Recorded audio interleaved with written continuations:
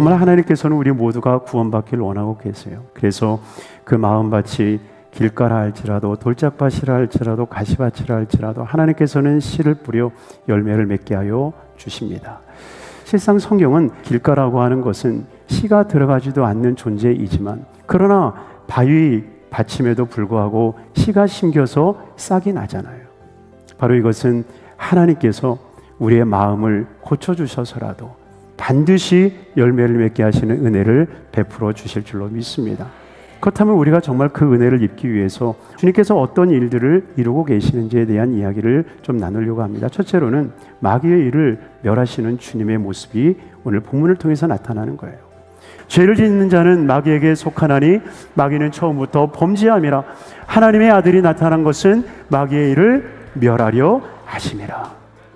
예수 그리스도께서 2000년 전에 이 땅에 오셔서 십자가에 달려 돌아가심으로 말미암아 마귀의 일을 멸하셨는데, 여러분 그 마귀의 일이 무엇입니까? 바로 죄를 짓는 거거든요. 9절에 이렇게 말씀하고 있습니다.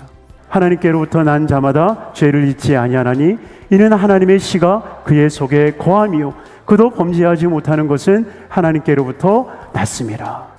하나님의 씨, 하나님의 말씀이 그 심령 가운데 뿌려졌으니 우리가 죄를 짓지 아니하고 하나님의 거룩한 백성으로 살아갈 수 있는 은혜를 우리에게 허락해 주신 것입니다. 그러니 바위밭은 결코 마귀가 등장하지 못합니다. 왜 그래요? 이미 말씀이 심겼거든요. 그러니 이 말을 달리하면 그는 구원을 받은 자라는 거예요. 예수 그리스도가 우리 가운데 오시면 그 마귀들의 어두움의 권세는 사라지는 거예요.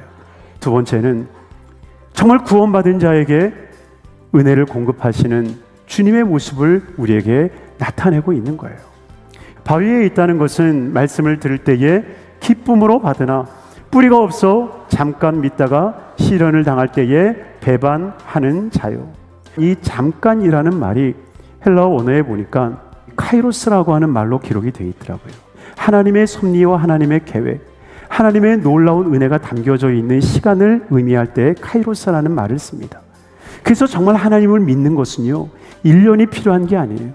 10년이 필요한 게 아니에요. 정말 하나님께서 이루시는 이 잠깐의 역사 속에 영혼의 시간을 볼 수 있어야 돼요. 그런데 이러한 하나님의 놀라운 섭리와 은혜가 왜 그들에게는 역사하지 못하고 왜 배반하는 삶이 되었을까? 더러는 바위 위에 떨어짐에 싹이 났다가 습기가 없으므로 말랐다라고 얘기를 합니다. 정말 우리에게 영적인 습기가 있으면요, 아주 잠깐이고 아주 작은 것이라 할지라도 하나님의 은혜가 삶을 이끌어 가시는 거예요. 여러분, 그러니 하나님께서는 우리를 향하여서 내가 너희에게 아침 이슬같이 되어줄게라고 얘기하잖아요. 정말 그 이슬 같은 주님이 매일매일 내 삶을 촉촉히 적셔주실 때에 그 영적인 습기가 결국 내 삶 가운데 승리를 가져다 주는구나.